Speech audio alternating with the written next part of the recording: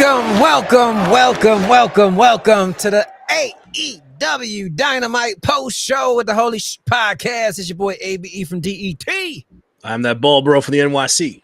And today, we got a special guest in the building, all the way from Heels for Life Podcast. The one, the only, shipping out of control lately. So we had to bring in an enforcer live. Yes, sir. What up, brother? What's going on, man? I enjoyed that episode. Yes, sir. Oh, man, it was amazing, man. AEW don't miss, man. It's a standard now. Yeah. Don't miss, man.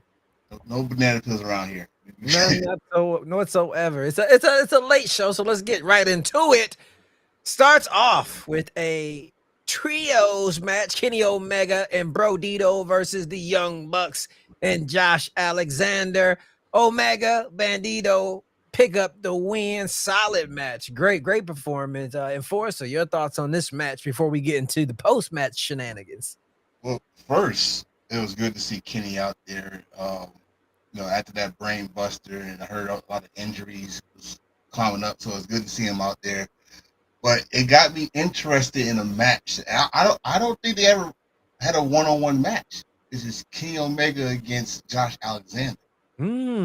So when I saw that, just the feeling like that should be a one-on-one match. It should be a teaser. But like you said, something helping, probably changed my mind after that. But but also the tease of the Young Bucks and Kenny Omega trying to plant seed again back together.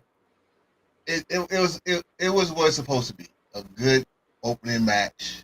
Story was telling in there. If you pay attention, and Bro Dito, I gotta say, Bro Dito as a tag team, they getting better and better each week. Me and Barbara were talking about this a couple of weeks ago. Now that you're on, I want to get your opinion. Is Bro Dito tag team of the year? Got to think about that one. You know, when he said it, Barbara brought this up, and I've been thinking about it ever since. Like, no other tag team has really made a splash like them in all companies, you know. It's wild that you say that, because like, even though we're having fun with the Young Bucks and this broke Bucks and all this stuff, they're still doing their best work. But like you said, it's like it's the same Young Bucks. Yeah. So when something's different, like Bro Dito, a makeshift tag, history knows when a makeshift tag team actually doing good. Like they have, they only been tag team for what, 3-4 months? Yeah, about. And they're doing great. I would say that. Same here, man. I would say that.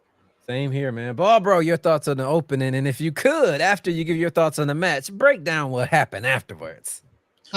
I mean, this was a perfect tone setter for the 6-year anniversary of Dynamite. I mean, this is what the company was built on. This is what it means to be a true alternative in professional wrestling. It's the in-ring action from start to finish. I mean, like I said, this trio is, like I said, Bro Dito and Omega, great pairing altogether. I mean, they work so well off of each other. And, like Enforcer said, like every week it seems that Bro Dito just get better and better and better every week. They just keep meshing and gelling. Like, it's to the point where you forget that they're like a mixed match tag team, like thrown together. Like, I mean, it seems like they've been doing it for years, but like we know it's only been for a handful of months. But I mean, Josh Alexander is just a beast. Like I said, I wouldn't mind a one-on-one match between him and Omega down the line. I mean, but the Bucks will definitely have something to say before the year is over as the best tag team of the year, because even though they lose here and there, they're putting on potentially some of the best work they've done in their career.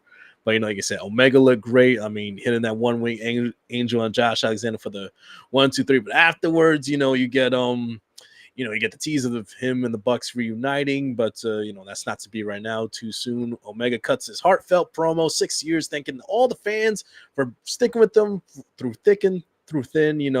Thanking for all the new fans who are maybe watching for the first time. Good night, bang, and lights go out. Man, listen, you cannot. No one out there saw this coming. The lights come back on. Andrade is back in AEW. Are you kidding me? It's literally been just a month, and he's back already. The 6-year anniversary takes out Omega, and boom, instant feud right there.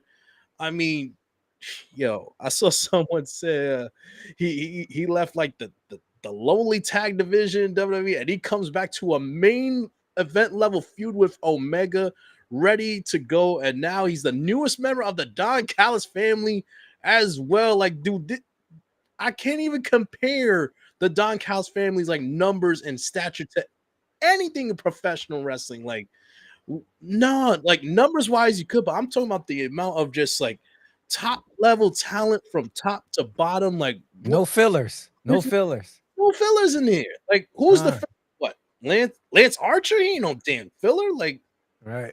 This is insane. But Andrade's back, and my God, I got hope for Andrade this next go around in AEW. I think he's gonna be motivated. And like I said, day one, you step back, boom, Omega. You can't go wrong there. Definitely. And let's not forget also that Jurassic Express made their appearance, and it's looked like we're on a head towards a collision course. Young Bucks, Jurassic Express. I'm down for that as well. Enforcer, how'd you feel about Andrade's return? Just like Bald Bro just said, now you want shock value, and in the age of internet, no one typed this, no one said anything about Andrade coming back, especially the way he left. Right. You know, so to see him come back and instantly, like he just went on a recovery, like, you know, he went on a excursion, like, you know, in WWE, like, all right, I think I had enough vacation, need to go back and work.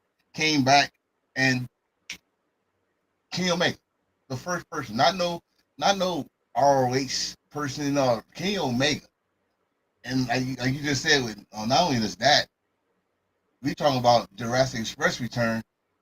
There's still some story there because Kenny Omega got pissed off that they came and helped him. Like, yep. Oh, you think I forgot what you did to me and stuff like so. This is what people piss me off when they say there's no storyline. And Barbaro know this when me and him talk about it, like when people tell me there's no storyline AEW, and like this shit was going crazy. Andrade is in the right circumstances right now to be with the Don Callis family. Like, now, if anybody can give you heat, just stand next to Don Callis. Exactly. Exactly. Shout out to Noah805 over on Instagram saying Andrade straight ditched LFI. But next Did he up, though? Did he? Did he? We shall see. We shall see. But next up, Kyle Fletcher defeats Cassidy to retain the TNT title. Afterwards, the conglomerate comes out because we got the heel turn finally with a hologram.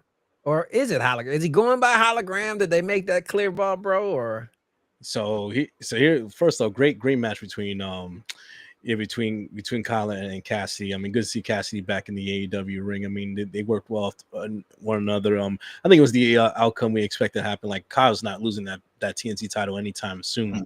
So, I mean, it looked like, Callis was trying to get involved, and then it looked like Hologram was coming back to make the save. He gets Don Callis out of there, but he trips up Cassidy on the ropes, which leads to the super brain buster from Kyle Fletcher for the 1-2-3, and it wasn't Hologram.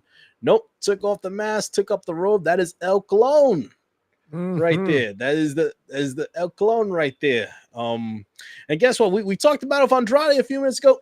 El Clone is now a part of the damn Don Callis family, man. What the hell is going on? unstoppable. This is unstoppable. This is like imagine like this is like 2-3 seasons of Power Rangers like teaming up with each other. That's the only thing I could like think of, like putting them all together. I mean, it's freaking insane, man. I can't, like I said, I can't compare it to anything else. But yeah, I mean, got El Clone there with Andrade, and like the lineup is just insane, man. It's like the deepest NBA roster you could think of. Like, you got your 5 stars, you got your 12 man bench. Like, they could throw wave after wave after wave after you, and this is insane. We haven't seen anything in professional wrestling on this matter, like what, since the Bullet Club in New Japan, maybe. Right. That's what it reminds me of. Yeah, like maybe they're the second coming of the Bullet Club. Like, let's see how it works out. How'd you feel about it, Enforcer? That's the closest thing I can think of is the Bullet Club, because everything else is like 4 or 5 men. This is a whole starting lineup and got your backups and got your extra two just in case someone get injured. Don Callis, man. I mean, I think I said this on our podcast, and I'm gonna say it here. Don Callis might have the faction in AEW. Hell, he probably in definitely wrestling does. right now. The faction, like we're talking about their faction more than any other faction right now. Like, And we're in October with 2 months to go. I think Don Callis has already solidified manager of the year. I think that's a lock. I think that's a lock. oh yeah. That's 100% lock. I'm sorry, Paul. I'm sorry, Paul. Sorry, Paul. You can take a break this year. Take a break yeah, this year. take a break. Yeah.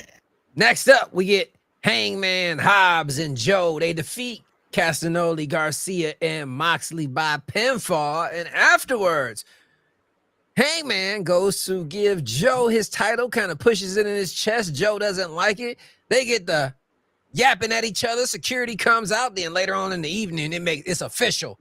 Hangman versus Samoa Joe at Wrestle Dream Enforcer.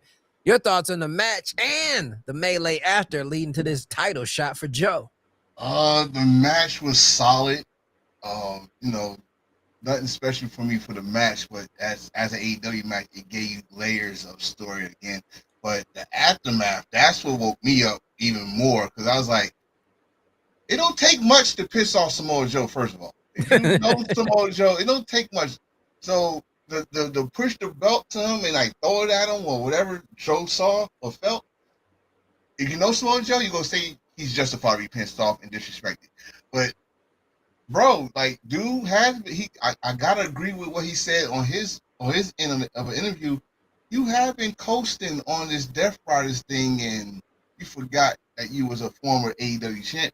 And again, like he said, you never beat me, with some other words there.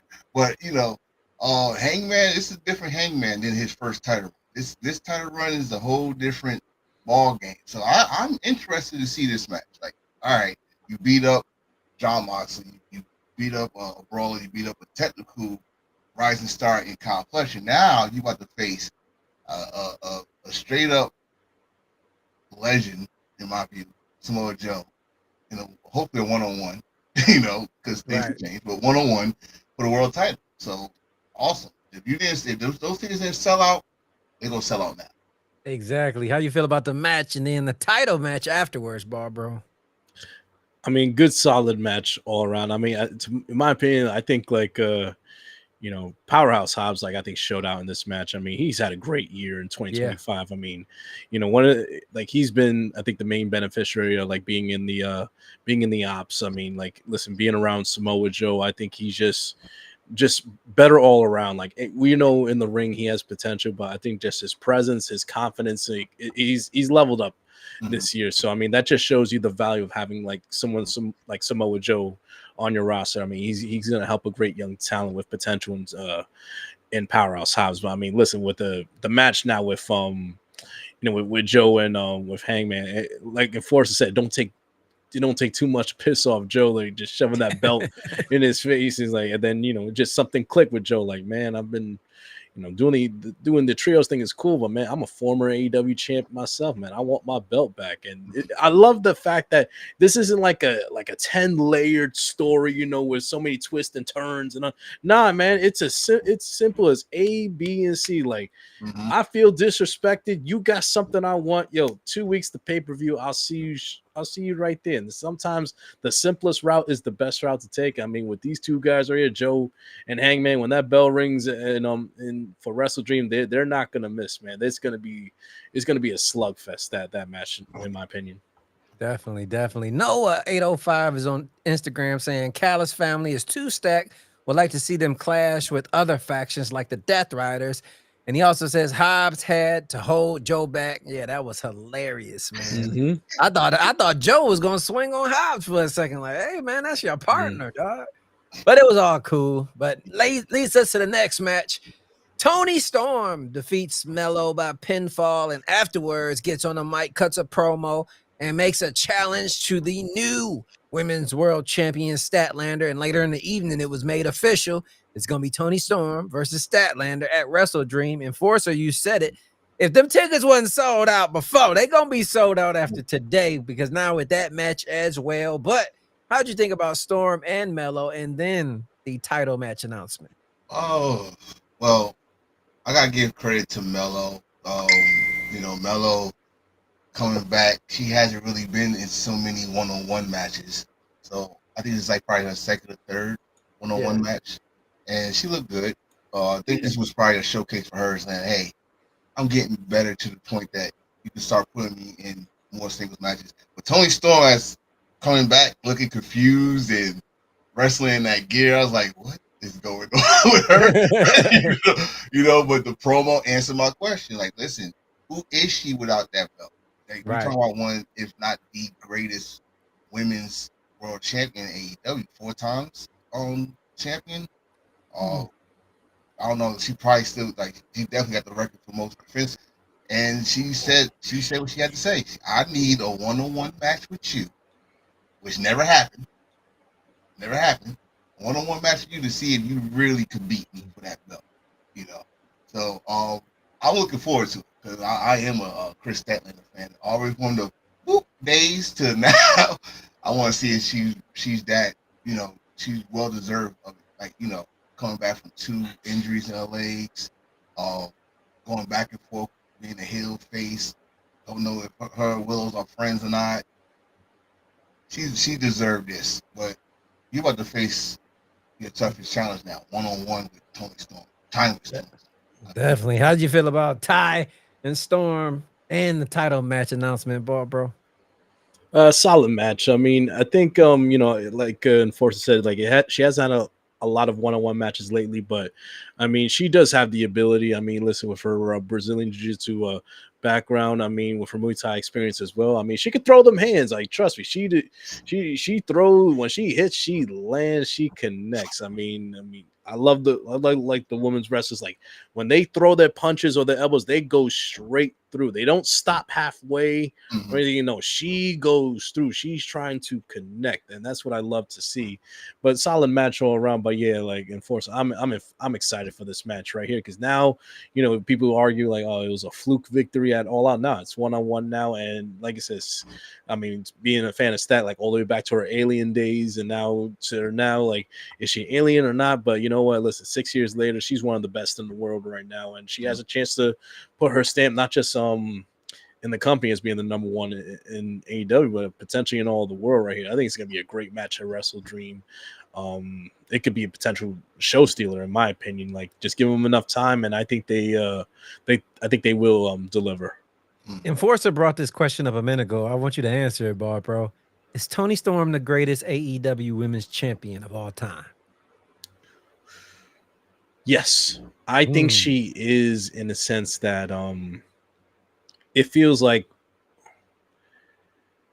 just from a character perspective, like we've seen the evolution of Toni Storm from when she first came in back in 2022, and then just from a character wise and personality wise, we've never seen anything like a Toni Storm, in my opinion. Not just in the women's division AEW, I say in wrestling in general.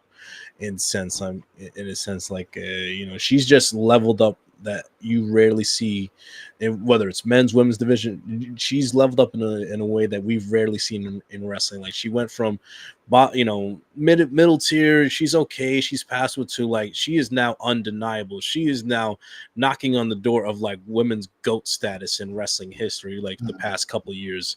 I mean, so yeah, I'd say just like the good work she does in the ring, character wise, on the mic, outside the ring, and everything. I think she is the total package. I mean, you can look at her matches this year with beating Mercedes, beating Athena. I mean, like that Hollywood ending match with Mariah May. I mean, I still think that's the greatest rivalry in women's wrestling history right there. I mean, so yeah, I think she is the greatest women's champion in AEW history, and I'm curious to see where she goes from here. And without the belt, kind of look like she's still in a state of shock since All Out, since losing her title. So I'm curious to see if she evolves from here, like character wise, like what comes next. Now, Definitely. Now before we move on, like I'm looking down my phone, I'm looking at potential breaking news right here, not AEW wise. We talked CMLL a little bit earlier. Yes. Breaking news: Tessa Blanchard Tessa Blanchard is going to return to Arena Mexico on Friday, October 10th. Whoa. Tessa Blanchard is gonna be on CMLL programming. Is she no longer in TNA? Because that's got to be the case. I'm kind of because I'm like some things because obviously if she was with TNA, the partnership with WWE, she would only be able to work with like AAA if she went to Mexico. Right. So I don't know. I saw Daydream in my group chat like just post the screenshot from Twitter. I'm like, oh shit, what? I haven't seen her on TNA. Yeah, I haven't. She's not taking part of this invasion. She hasn't nothing. Right. She was killing it for a second with her and I forget who she was teaming up with, talking all that crazy shit. I forget her name, but yeah, she was smoking for a minute down there, but then she did just disappear. So I'm not mad at that one bit. Yeah, October 10th, Tessa Blanchard will be on CMLL TV. Breaking news here. Wow. Straight from Bald Bro, Tessa Blanchard with CMLL. And if you're with CMLL, that means you'll be popping up on AEW. Oh, and I'm sorry, real quick. Mercedes is still the CMLL Women's Champion, right? Yes. Oh, goddamn. Take my money now. Woo. Take it right now. I'm with that for sure, man. For sure. Crazy. Next up, we get the Demand. Bishop Khan, Toa Leona. They defeat Lee Johnson and Ball Bros homeboy Vanilla Baby.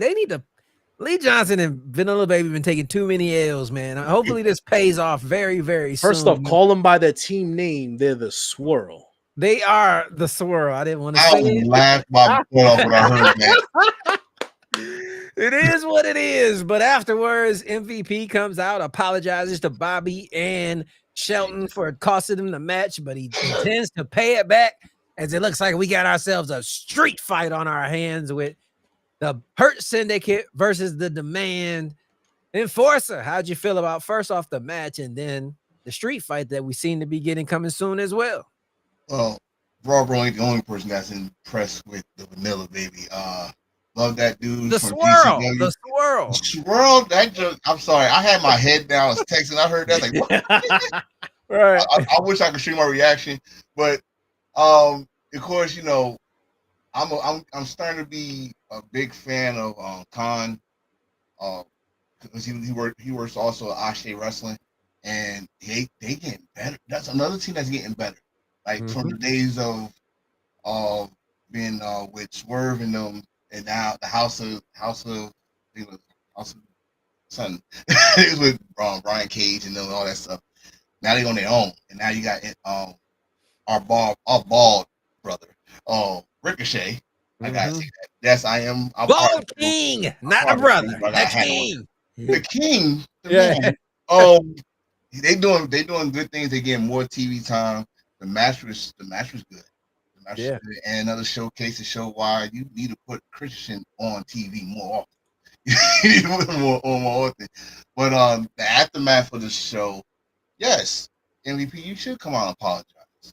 Because these two was dominant as tag team. You made them dominant by being an African. No disrespect to Paul Heyman, but you was their mouthpiece, and you cost them that match. You got so.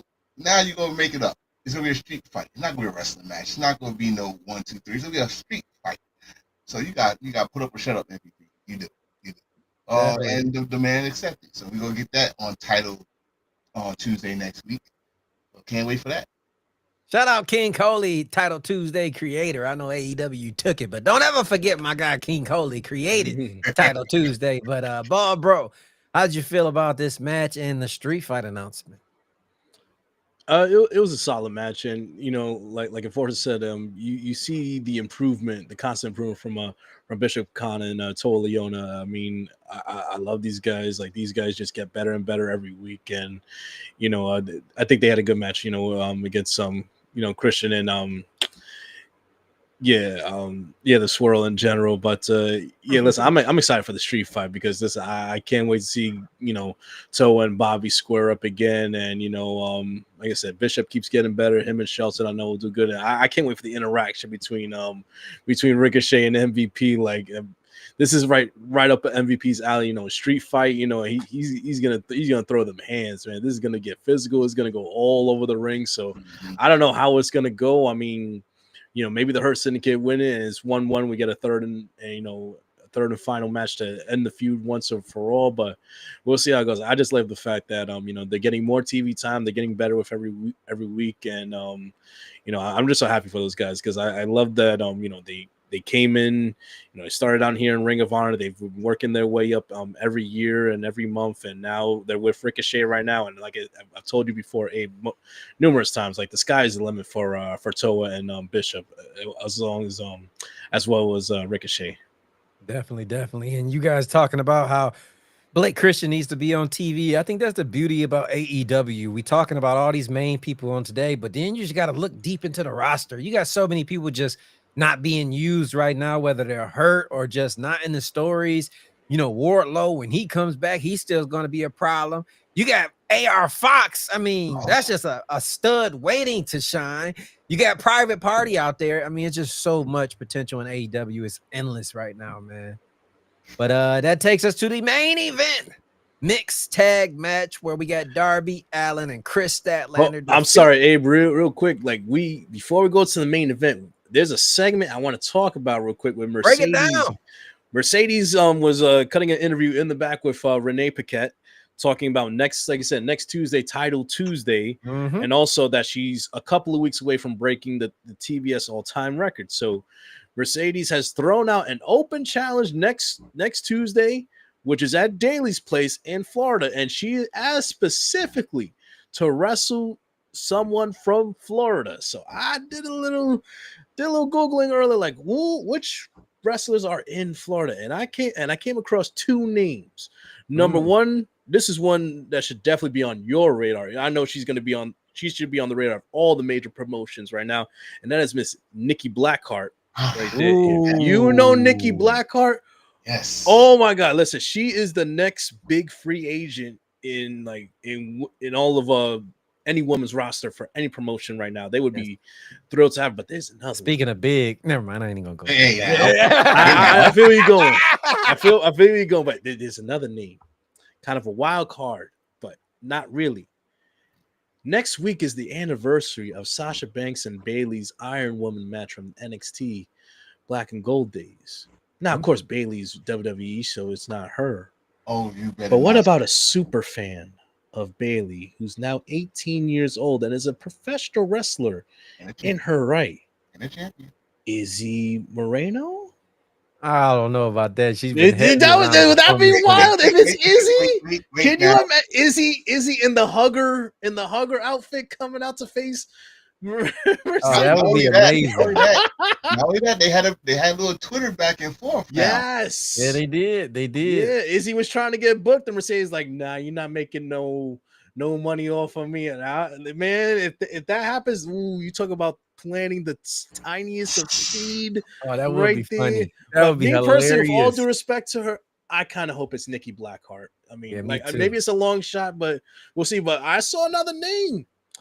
I think Dakota Kai. I think it's from Florida. Ooh, Dakota Kai, man. She's living in Florida right now. She's living in Florida. So we'll see, man. But I can't wait to see the CEO next week. Her and her boyfriend Eddie Thorpe. They were fired as a couple. And they can come in as a couple. Yeah, I don't know. Eddie Thorpe, he can stay where he at. Man. Yeah. I'm all right with that, man. But now the main event, Darby Allin, Chris Statlander defeat Wheeler Yuta and Marina Shafir. This match was incredible. The spot with Marina barefoot with them tags. Jesus, man, I almost broke my teeth cringing, man. That looked painful. But this was a damn good match. Enjoyed it thoroughly. Afterwards, we got words with Tony Storm, Statlander. They continued that feud. You got words with John Moxley, Darby Allin, continued that feud. Like Enforcer said, telling stories here, man. How'd you feel about this main event, Enforcer? Main event was crazy, bro. Like you said, that spot with Marina Shafir with the bare feet. It reminded me of when Moxley did that to Joey Janela on Firefest. Took his boots off. You know, I was like, ooh, ooh. So, but I was worried for a minute because unless Darby learned how to really sell, he overshot one of his Toki Suicidas and he hit his rib. I mean his hip. He was like really selling it. That might be a little issue for the match in 2 weeks. So keep an eye on that. But I loved it because it was crazy. It's not just in the ring, it was in the audience. They did a little spot. Chris Statlander jumping off the barricade to Yuta and Maria. Maria looked good. I mean, of course she looked good. She's a former MMA fighter. She is the 5 champion. But she looked good. Willie Yuta's still an asshole. little pretty. I was waiting for Daniel to try to do something, but he said no. I ain't gonna touch him. But yeah, that was a good match. It was solid. Great main event to end it off. And then the aftermath with Tony Storm coming out. And you said they had words. Oh no, it was just fists. They just looked at each other and started throwing hands. They just started throwing hands. But then you go back in the ring, and all of us been bad once or twice in our life, and our lovely mothers give us a little spanking here and there. Will you got that? You stole out the cookie jar. You got spanking. But here comes Pac with his axe murder look now. I'm not used to this man with his haircut. Right. And, causing havoc. Moxie. Wish Moxie got a right to say this. I don't know how I'm going to make you quit. But you're going to quit. And knowing how Moxie minds work, it's going to be some heinous stuff that he's going to do. Because Darby does everything. Everything to his body. So he got to do something like throw his ass off the roof of the arena or something. To make this man say I quit. But it's going to be interesting to see if he can make Darby Allin quit. You was talking about that tope suicida he missed. Bald Bro can attest. When we were at All Out Live, he took a spill on the stairs right in front of Bald Bro, and the thud was crazy. So that man can get up in front of anything. So, Bald Bro, how'd you feel about this main event and the shenanigans afterwards? This match went exactly how I knew it was going to go. But I mean, I'm actually more impressed with Marina Shafir in this match. Like, she's getting more shine. I mean, you could tell how much better she's gotten, like from when she started AEW all the way till now. I mean, but that shouldn't be a surprise. I mean, listen, she's married to Roderick Strong. I mean, she's been working with Moxley, Claudio, and Pac like for the past few years. So, you know what they say, iron sharpens iron. So she can only go up from where she was. And listen, she a baller, she a trooper. She out there in a damn tornado tag and barefoot, just like with athletic tape. And we saw like that spot where she landed on her feet on the thumbtacks. That was brutal right there. But man, listen, Wheeler Yuta is an equal opportunist, like equal rights and equal angle slams, slamming Statlander on them chairs. AEW is all inclusive, equal rights for everybody, equal body slams and suplexes. And because Stat had the receipt right back slamming Wheeler Yuta on them chairs. But goddamn, speaking of equal rights, before you go any further, Willow, that spot pile driver is coming your way too from FTR. But equal rights coming all around in AEW. Oh yeah, it's coming. It's gonna be, and it's funny. Willow, she's gonna make it seem like the most adorable spike pile driver ever. Like it's like, damn, her neck is them little jiggly parts gonna be wobbling all over. But man, that one dive by Darby on the outside onto the chair, like god damn. But like I said, this is a Wednesday night TV show, like, and just about the stuff afterwards, when Mox is like, I don't know what I'm gonna do, I will make you say I quit. Like, hey, we were there for the coffin match. What the hell are they gonna do in this match that we haven't seen already? Like, we've seen Darby break out the flamethrower last week. Like, he's gonna have to set Mox on fire.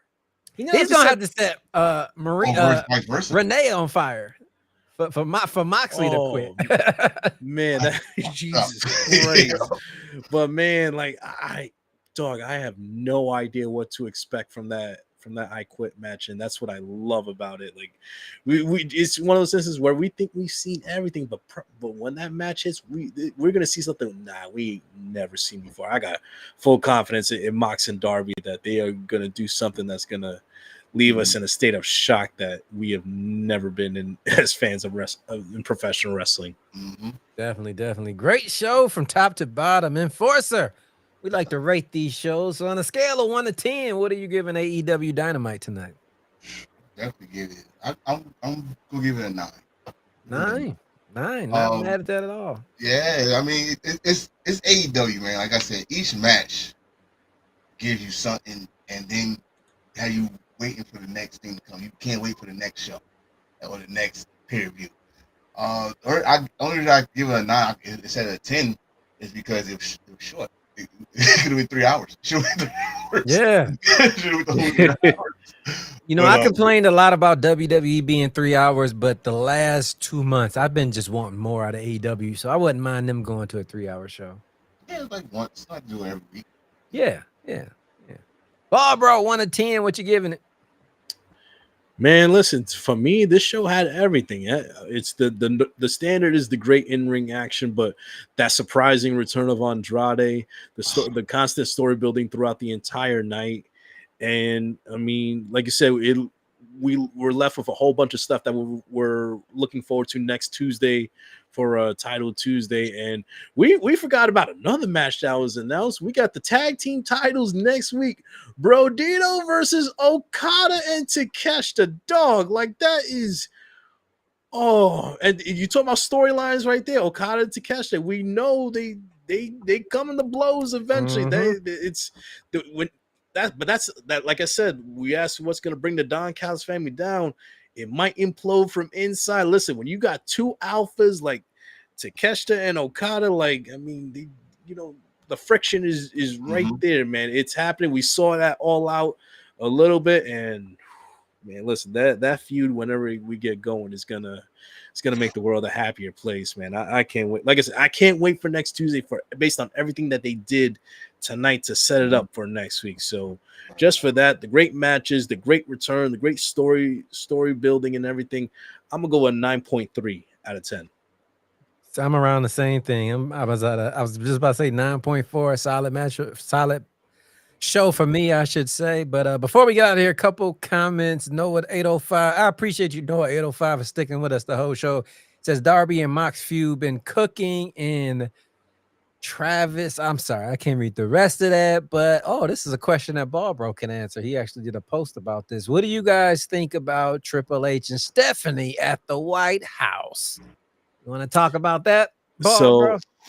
So if whoever's watching, like, follow me on TikTok, that Bald Bro. I actually did a video. I think you guys may have seen it earlier, and listen, this is a little out of character for this show, but just because the question was asked, I did my research on why they were there and the executive orders that they signed for the $50 million towards pediatric cancer for the kids. And that all sounds all good until you start doing research that, unfortunately, this administration, the first 3 months of the year, cut almost $300 million in cancer research for kids, and almost hundreds of millions of dollars, and hundreds of millions, even billions of dollars have been cut from cancer research. Thousands and hundreds of jobs for the people who are trying to research cancer to get this cure disease out of this world have been cut and everything. And there are rumors about an additional 40% of the National Institute of Health being cut for next year. I said in my video, and I am not afraid to say it live in front of everybody, that was a bullshit. That was a bullshit show right there. That was nothing but stage propaganda right there. It was a fluff piece, because you look at the timing too. What was it the day before the government shutdown that happened right now? Okay. It's smoke and mirrors. That $50 million means absolutely nothing for the billions they already cost right there. Sorry, man, but listen, you can't say that you love kids, you're doing it for the kids, when you already fucked over the future of so many kids with all the cuts and billions that you've done. Listen, with me, whether it's on TikTok, on here, you always get the straight. There's no bullshit with me. I'll tell you what's on my heart, what's on my mind. If you agree with me, cool. If not, that's your right. This is a free country, freedom of speech, freedom of opinion. You don't have to agree with me, but, just I respect everyone's opinion, but I'm always going to give it to you straight and from the heart. And I call it like I see it. That was a big-ass publicity stunt right there by Triple H and Stephanie and our commander-in-chief. Do with that what you will. Well said, Bob, bro. Well said. That's why this guy's one of my best friends on the planet. He tells you like it is. You know, he don't cut no corners, man. I love that shit. But Enforcer, man, can you plug some stuff for us? Can the people out there reach you, bro? You can reach me on, of course, TikTok, Enforcer H4L. You can hit me on Twitter, same thing. Facebook and YouTube, Enforcer, aka Mr. Attention Getter. And I'm also on Twitch. Same thing, Mr./attention/getter. So I'm a busy man. Busy man. Appreciate you joining us, bro. Hopefully it's the first of many. Yes, sir. Make sure you guys follow him. But on behalf of the Enforcer, it's been real. It's your boy ABE from DET. It's that Bald Bro for the NYC.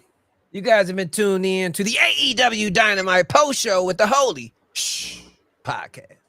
Peace.